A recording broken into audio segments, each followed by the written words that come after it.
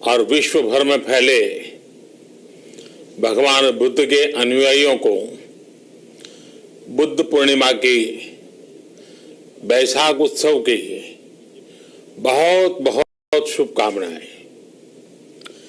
ये मेरा सौभाग्य है कि मुझे पहले भी इस पवित्र दिन पर आपसे मिलने, आप सभी से आशीर्वाद लेने का अवसर मिलता रहा है। 2015 और 2018 में दिल्ली में और साल 2017 में कोलंबो में मुझे इस कार्यक्रम से जुड़ने का, आपके बीच आने का मौका मिला था। हाँ, इस बार परिस्थितियां ही कुछ और हैं, इसलिए आमने सामने आकर के आपसे मुलाकात नहीं हो पा रही। साथियों, भगवान बुद्ध का वचन है, मनो पुब्बम गमा धम्मा, मनोसेट्टा मनोमया, यानी धम्म मन से ही होता है, मन ही प्रधान है, सारी प्रवृत्तियों का अगुवा है। इसलिए आपका और मेरा मन का जो जुड़ाव है, उसके कारण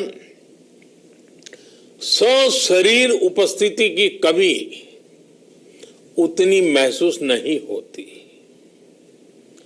आपके बीच आना बहुत खुशी की बात होती, लेकिन अभी हालात हमें वो परमिट नहीं करते हैं और इसलिए दूर से ही टेक्नोलॉजी के माध्यम से आपने मुझे अपनी बात रखने का अवसर दिया। इससे बढ़कर के संतोष और क्या हो सकता है। साथियों, लॉकडाउन की इस विकट परिस्थितियों में भी वर्चुअल वैशाख बुद्ध पूर्णिमा दिवस समारोह, इसके इस आयोजन के लिए अंतर्राष्ट्रीय बौद्ध संघ प्रशंसा के पात्र है। आपके इस अभिनव प्रयास के कारण ही इस आयोजन में विश्व भर के लाखों अनुयायी एक दूसरे के साथ जुड़ रहे हैं। लुम्बिनी, बोधगया, सारनाथ और कुशीनगर के अलावा श्रीलंका के श्री अनुराधापुर स्तूप और वासुदेवा मंदिर में हो रहे समारोहों का इस तरह एकीकरण कितनी अद्भुत कल्पना है, कितना सुंदर दृश्य है। हर जगह हो रहे पूजा कार्यक्रमों का ऑनलाइन प्रसारण होना अपने आप में अद्भुत अनुभव है। आपने इस समारोह को कोरोना वैश्विक महामारी से मुकाबला कर रहे पूरी दुनिया के हेल्थ वर्कर्स और दूसरे सेवा कर्मियों के लिए प्रार्थना सप्ताह के रूप में मनाने का संकल्प लिया है। करुणा से भरी आपकी इस पहल के लिए मैं आपकी सराहना करता हूं। मुझे पूरा विश्वास है कि ऐसे ही संगठित प्रयासों से हम मानवता को इस मुश्किल चुनौती से बाहर निकाल पाएंगे, लोगों की परेशानियों को कम कर पाएंगे। साथियों, प्रत्येक जीवन की मुश्किल को दूर करने के संदेश और संकल्प ने भारत की सभ्यता को संस्कृति को हमेशा दिशा दिखाई है।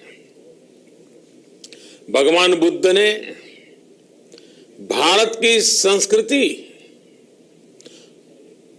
और इस महान परंपरा को बहुत समृद्ध किया है। वो अपना दीपक स्वयं बने और अपनी जीवन यात्रा में दूसरों के जीवन को भी प्रकाशित करते रहे। और इसलिए बुद्ध किसी एक परिस्थिति तक सीमित नहीं है, किसी एक प्रसंग तक सीमित नहीं है। सिद्धार्थ के जन्म, सिद्धार्थ के गौतम होने से पहले और उसके बाद इतनी शताब्दियों में समय का चक्र अनेक स्थितियों परिस्थितियों को समेटते हुए निरंतर चल रहा है। समय बदला, स्थिति बदली, समाज की व्यवस्थाएं बदली, लेकिन भगवान बुद्ध का संदेश हमारे जीवन में निरंतर प्रवाहमान रहा है। ये सिर्फ इसलिए संभव हो पाया है क्योंकि बुद्ध सिर्फ एक नाम नहीं है, बल्कि एक पवित्र विचार भी है। एक ऐसा विचार जो प्रत्येक मानव के हृदय में धड़कता है, मानवता का मार्गदर्शन करता है। बुद्ध त्याग और तपस्या की सीमा है। बुद्ध सेवा और समर्पण का पर्याय है। बुद्ध मजबूत इच्छा शक्ति से सामाजिक परिवर्तन की पराकाष्ठा है। बुद्ध वो है जो स्वयं को तपाकर, स्वयं को खपाकर, खुद को न्योछावर करके पूरी दुनिया में आनंद फैलाने के लिए समर्पित है। और हम सभी का सौभाग्य देखिए, इस समय हम अपने आसपास ऐसे अनेकों लोगों को देख रहे हैं जो दूसरों की सेवा के लिए, किसी मरीज के इलाज के लिए, किसी गरीब को भोजन कराने के लिए, किसी अस्पताल में सफाई के लिए, किसी सड़क पर कानून व्यवस्था बनाए रखने के लिए 2400 घंटे काम कर रहे हैं। भारत में, भारत के बाहर ऐसा प्रत्येक व्यक्ति, विश्व के हर कोने में ऐसा प्रत्येक व्यक्ति अभिनंदन का पात्र है, नमन का पात्र है। साथियों, ऐसे समय में जब दुनिया में उथल पुथल है, कई बार दुख, निराशा, हताशा का भाव बहुत ज्यादा दिखता है, तब भगवान बुद्ध की सीख और भी प्रासंगिक हो जाती है। भगवान बुद्ध कहते थे कि मानव को निरंतर ये प्रयास करना चाहिए कि वो कठिन स्थितियों पर विजय प्राप्त करे, उनसे बाहर निकले। थक कर रुक जाना ये विकल्प नहीं हो सकता।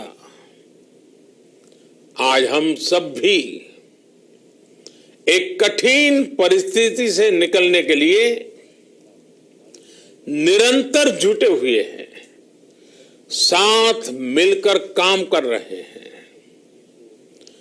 भगवान बुद्ध के बताए 4 सत्य यानी दया, करुणा, सुख दुख के प्रति समभाव और जो जैसा है उसको उसी रूप में स्वीकारना, ये सत्य निरंतर भारत भूमि की प्रेरणा बने हुए है। आज आप भी देख रहे हैं कि भारत निस्वार्थ भाव से बिना किसी भेद के अपने यहां भी और पूरे विश्व में कहीं भी संकट में घिरे व्यक्ति के साथ पूरी मजबूती से खड़ा है। लाभ हानि, समर्थ असमर्थ से अलग हमारे लिए संकट की ये घड़ी सहायता करने की है। जितना संभव हो मदद का हाथ आगे बढ़ाने की है। यही कारण है कि विश्व के अनेक देशों ने भारत को इस मुश्किल समय में याद किया और भारत ने भी हर जरूरतमंद तक पहुंचने में कोई कसर नहीं छोड़ी है। भारत आज प्रत्येक भारतवासी का जीवन बचाने के लिए हर संभव प्रयास तो कर ही रहा है, अपने वैश्विक दायित्वों का भी उतनी ही गंभीरता से पालन कर रहा है।